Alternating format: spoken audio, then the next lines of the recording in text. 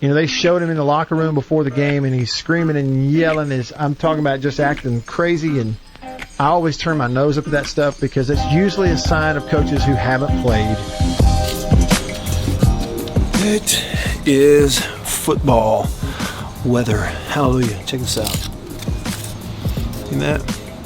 It's a leaf. They're finally falling. Locusts, cicadas are gone, so now I can sit out here and talk, and you can hear me.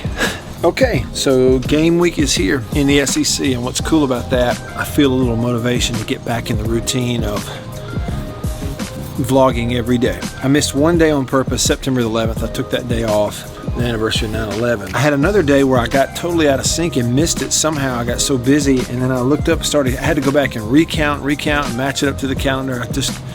I'm not an organized person, so I got out of whack. Pretty much daily videos, but not daily vlogs per se of kind of documenting the day. I got away from it. I started also feeling a little insecure about the whole, well, what if this day is just like the last day? And does anybody want to see that? Well, again, I totally got out of the concept of the whole thing of it's a therapeutic sort of documenting things each day, not necessarily putting out content that appeals to a mass audience. It may not always appeal, but still appreciate you watching. Hope you've enjoyed the high school stuff. I'm going to do some more of that because that has really taken off, especially on Facebook. Facebook got shared a whole bunch, and the high school thing really did well there. But here we are, game week in the SEC. We had press conferences for coaches on Monday. We'll have some more on Tuesday. By this time next week, we're going to have all SEC football to watch, and that'll probably be all I'm thinking about at that time. But this past Saturday night will be the last weekend without SEC football for a little while. So I watched the Southern Miss versus Louisiana Tech game.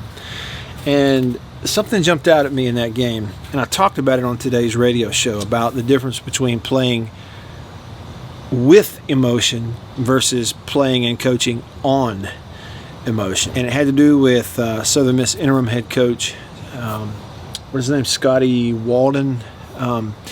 He's very emotional. They showed that. Here's a little bit of what I said on the radio. The Louisville game, I thought, was pretty decent. I didn't even see that. Look, here's the thing. Okay, let me... That was after your bedtime. It probably was. Let me tell you something about the Southern Miss thing. The Southern Miss had energy and excitement to start the ball game. Okay, and yes, they did have a pretty decent plan. And you have to credit them for that, the players, the coaching staff under Scotty Walden, the interim. They showed him in the locker room before the game, and he's screaming and yelling. I'm talking about just acting crazy. And, hey, look, when Louisiana Tech's making a drive at the end of the ball game to maybe beat you, all that screaming and yelling you did before the game means absolutely nothing. It is a waste of everybody's time, But, hey, to each his own. And I guess you'd rather have energy than not. Instead of playing with emotion, sort of playing and coaching on emotion, while it shot them out of the cannon, it also forced them into a couple of mistakes. Like the whole, let's go for two early in the game, which, boy, that point would have been valuable later on, would it not? There is a big difference between playing with emotion versus playing on emotion. One of the observations I had yesterday on Sunday watching the Cowboys was, even when they were down big early, not that you want to see guys throwing a fit, screaming and yelling and all that kind of stuff. When they're down big, but last week and this week with Dallas, there seemed to be this I don't know, I'm wondering if they're flat. Coach Sherrill used to say, and it's a guy who coached all over the country for a lot of years, and I think he's right. He said you'd have about 3 to 4 games a year where your team would get up, and the rest of them you don't. And you have to go play well even when you're not up. I'm watching Dallas the last 2 weeks, and there seemed to be a lack of fire, a lack of emotion. There's a lot of emotion afterwards.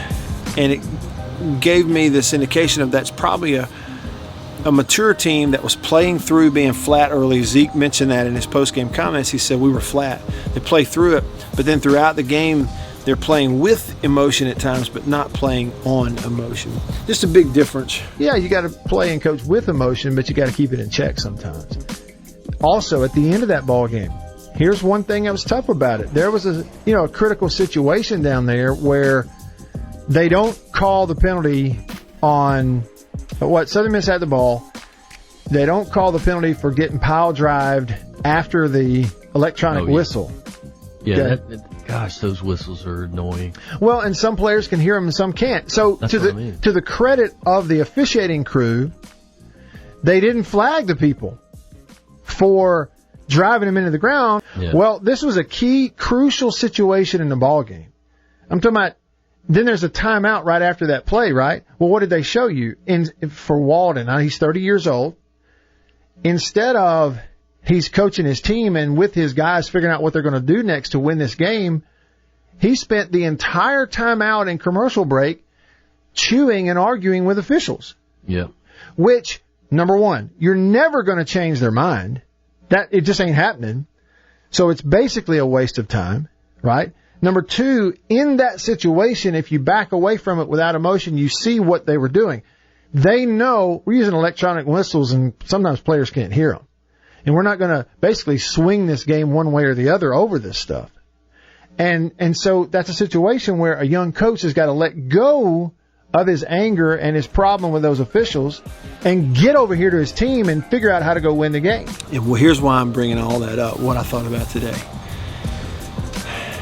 I think after a long layoff, no spring practice, limited off-season, shortened preseason, and now postponed and starting late, you're going to see young teams and young coaches have a lot of emotion around the SEC when they run out there on this weekend. And then on the other hand, you're going to see veteran teams, veteran players, veteran coaches manage that, I think, a lot better when they go out there this first weekend of this weird season. And that's going to play a part in the early goings of these games. There will be a team somewhere you watch this weekend in the SEC who maybe has a young coach or maybe has, youth or new starters.